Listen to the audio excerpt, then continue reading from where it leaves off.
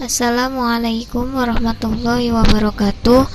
Di sini kami dari kelompok 7 yang beranggotakan Tiara Maharani, Siti Fauzia Febianti, Ulfatul Laihah, dan Siti Fasa Faradilah akan mempresentasikan tentang evolusionerium dan permainan imajinatif Paleolitik.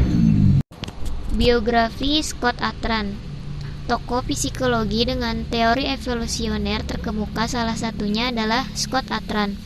Atran lahir pada tanggal 6 Februari 1952 di New York City, Amerika Serikat.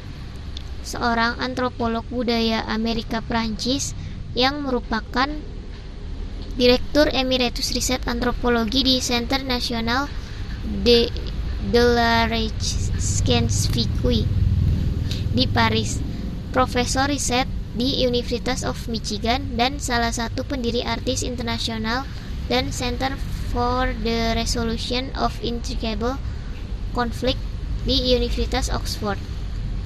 Beliau menerima gelar PhD di bidang antropologi dari Universitas Columbia. Saat menjadi mahasiswa, ia menjadi asisten antropolog Margaret Mead di American Museum of Natural History. Tahun 1974, ia memulai debat bersama di Abbaye de Réaumont di Prancis tentang sifat universal dalam pemikiran dan masyarakat manusia dengan partisipasi ahli bahasa Noam Chomsky, psikolog Jean Piaget, antropolog Georgie Bateson, dan Claude Lévi-Strauss sebagai tonggak penting dalam perkembangan ilmu kognitif. Dalam karirnya, Atran telah bereksperimen pada cara para ilmuwan dan orang biasa yang mengkategorikan dan bernalar tentang ilmu alam, psikologi kognitif, dan evolusioner agama. Karyanya telah dipublikasikan secara luas secara internasional di pers populer dan dalam jumlah ilmiah dalam berbagai disiplin ilmu. Atran mengajar di beberapa universitas seperti Universitas Cambridge, Universitas Ibrani di Yerusalem, École des Hautes Études di Paris, dan John Jay College di Criminal Justice di New York City. Beliau saat ini menjadi Direktur Penelitian Antropologi di Pusat Penelitian Ilmiah Nasional Prancis dan anggota Institut Jean-Nicot di École Normale Supérieure, serta profesor riset kebijakan publik di psikologi di University of Michigan, dan salah satu pendiri Artis International.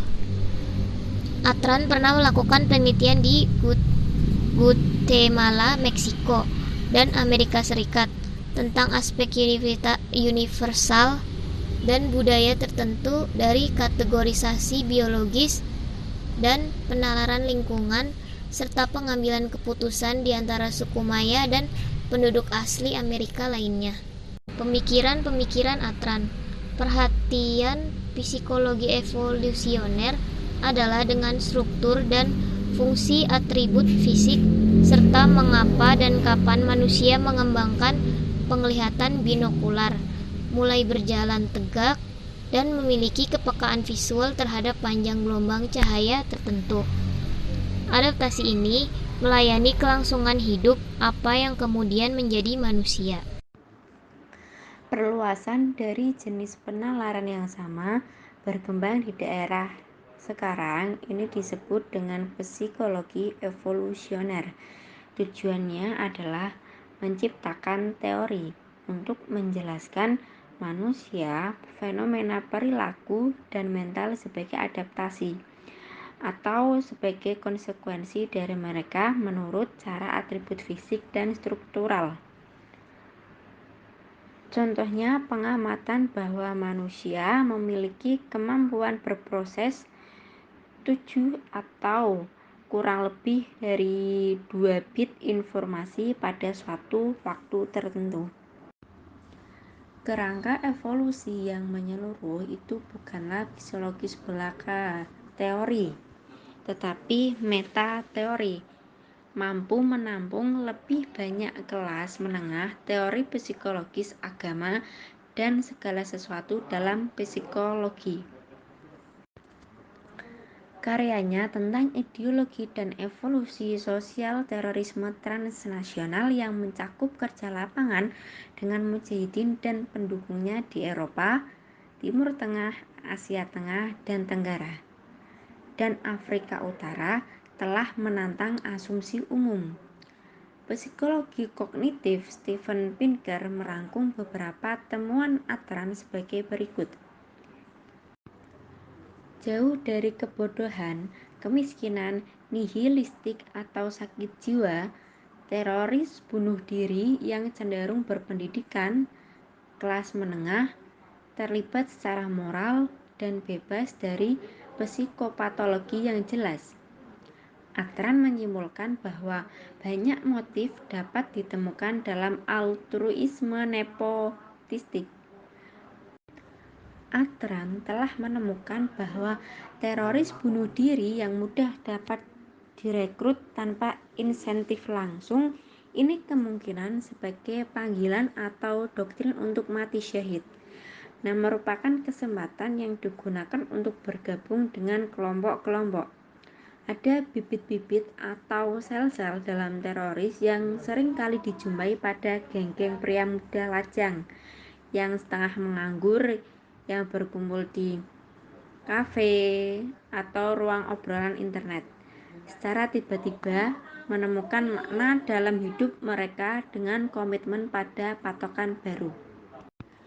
Komitmennya kepada kelompok yang diikuti diintensifkan oleh agama, namun bukan hanya janji surgawi secara harfiah, tetapi perasaan kagum spiritual yang datang dari menenggelamkan diri dalam perang salib, panggilan, pencarian visi, atau jihad. Atran menulis bahwa agama juga dapat mengubah komitmen pada suatu tujuan menjadi nilai sakral, suatu barang yang tidak dapat dipertukarkan dengan sesuatu yang lain, termasuk kehidupan itu sendiri. Komitmen tersebut selanjutnya dapat dipicu oleh rasa haus akan balas dendam, yang dalam kasus Islamisme militan berbentuk balas dendam atas kerusakan dan penghinaan yang diderita oleh setiap muslim dimanapun. 3. Teori psikologis melihat agama.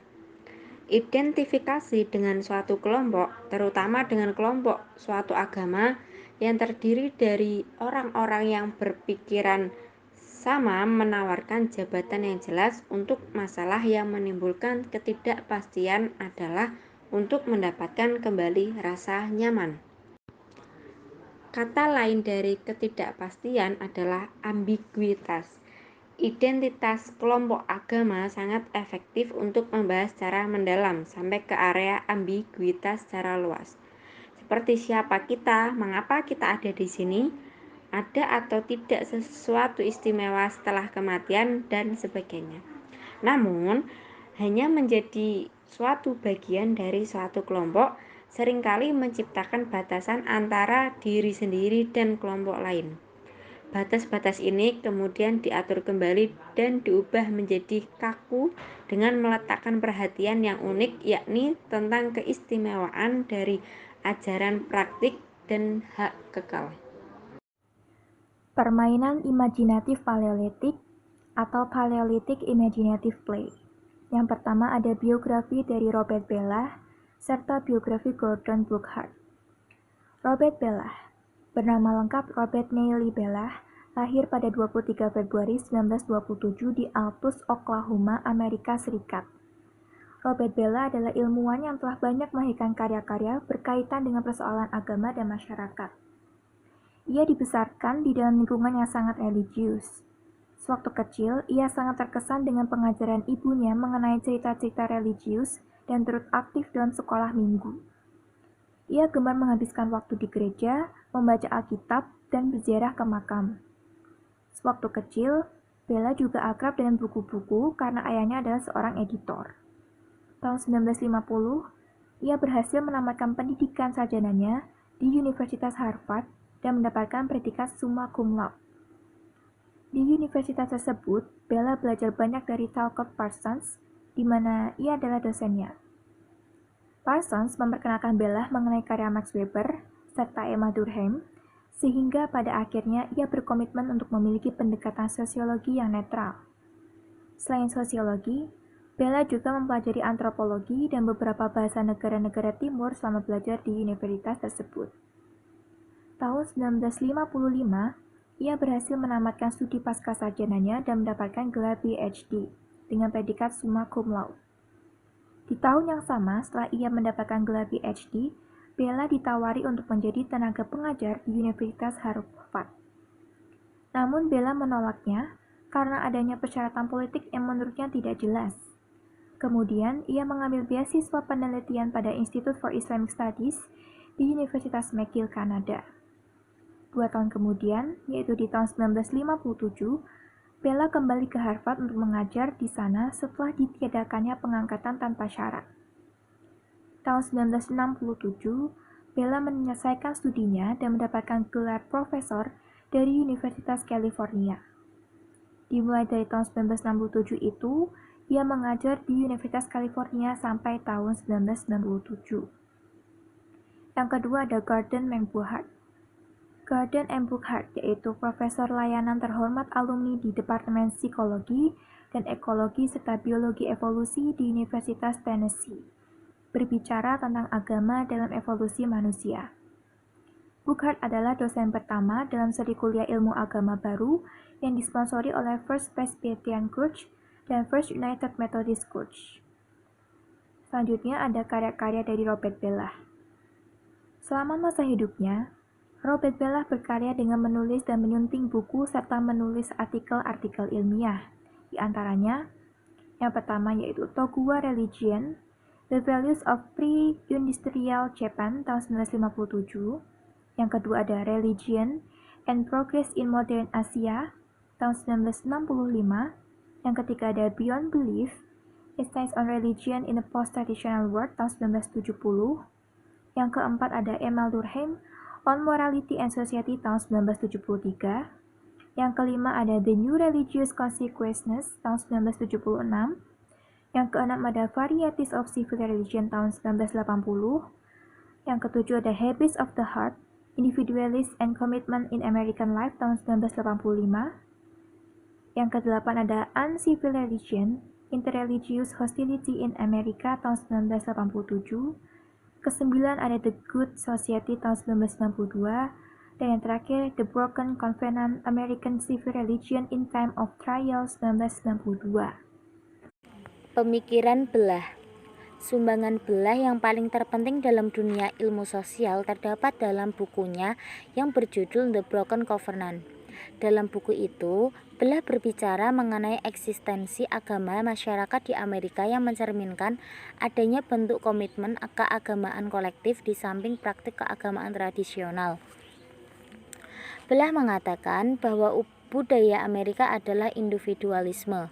Berdasarkan pengamatannya pula, ia mendefinisikan kerumitan dalam agama sipil sebagai kumpulan dari kepercayaan-kepercayaan, simbol-simbol, dan ritual-ritual. Selain itu, ia mengatakan jika sebenarnya ada struktur mendasar yang menjadi persoalan utama masyarakat yang berkaitan dengan persoalan agama, yakni tugas atau fungsi dari politik dan agama itu sendiri. Bellah menemukan bahwa ada bentuk yang tercemari antara praktik dan fungsi berpolitik dengan praktik dan fungsi beragama. Sehingga dari hal itu muncul penghakiman masyarakat secara moral. Bellah mencatat bahwa masyarakat pramodern berpusat pada badan-badan keagamaan dan institusi politik yang terdapat ketegangan, namun juga beberapa keseimbangan dan saling melengkapi. Kekuasaan yang mengabdi kepada energi yang lebih tinggi adalah sahih sebagai pihak berkuasa. Kekuasaan yang mengabdi pada energi yang lebih rendah adalah tidak sah, menindas, bersifat demonik secara keagamaan. Berbagai peranan politik dan agama serta tipe-tipe wataknya mencerminkan konsepsi-konsepsi tatanan etik organik. Di sini terdapat berbagai gagasan tentang raja yang adil, negarawan, warga negara yang baik, orang suci, patri, dan orang awam yang taat. Selain juga konsepsi tentang penguasa yang rasuah dan tidak adil, warga negara pemberontak, guru agama, penganut bid'ah, dan orang awam yang tidak beriman. Menurut Belah, semua konsepsi ini pada zaman modern merupakan subjek dari kritik ideologi yang dilihat semata-mata sebagai topeng bagi kekuasaan yang eksploitatif. Dan penilaian-penilaian tradisional seringkali dibalik.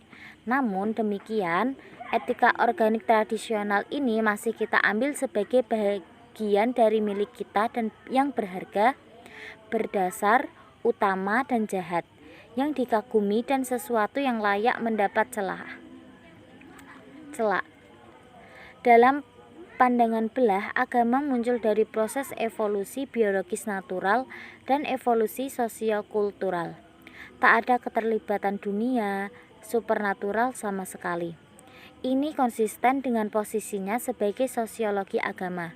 Namun, dia menganalisis kelahiran agama-agama tidak hanya berdasarkan variabel-variabel sosiokultural, tetapi menempatkannya dalam rentang sejarah panjang evolusi spesies di muka bumi.